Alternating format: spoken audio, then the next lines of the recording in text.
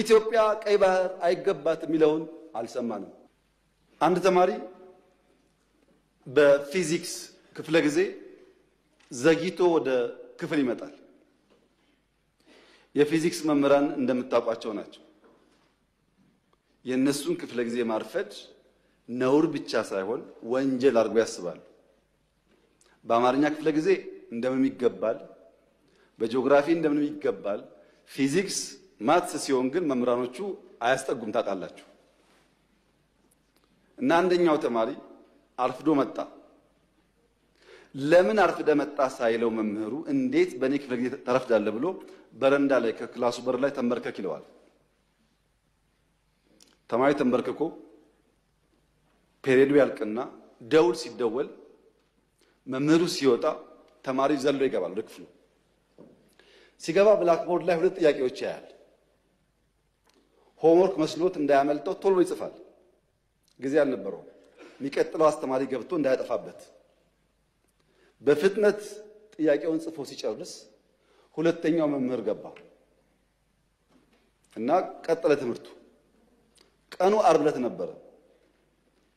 ታውቃላችሁ እንኳን ሙሉ ፔሪዮድ 10 ደቂቃ 20 ደቂቃ ስታረፍዱ በጣም ብዙ የቀረባችሁ ስለሚመስላችሁ ጭንቀት አለው።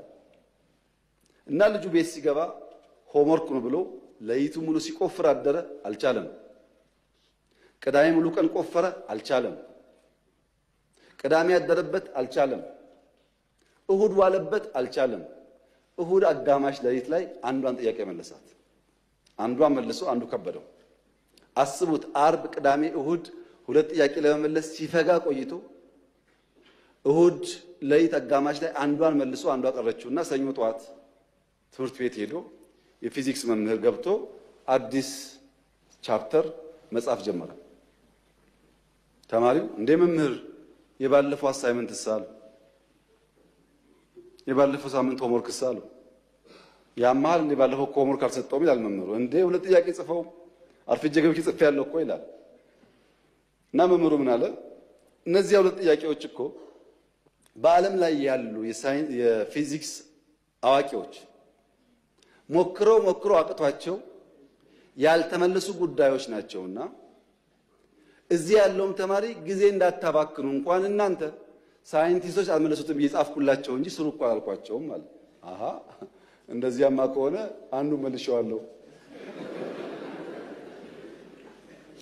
መምህሩ ሲያይ ሰው ሲያሳዩ ለካ ትክክል አንደኛውን ፈቶታል።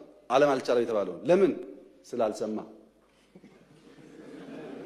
አትችልምና አትስራው ብሎ መምህር ሲጽፍ ቢሰማ ኖሮ እሱም አጣጥፎ ይቀመጥ ነበር። እሱ አልሰማም አትችልም ማለት ነው።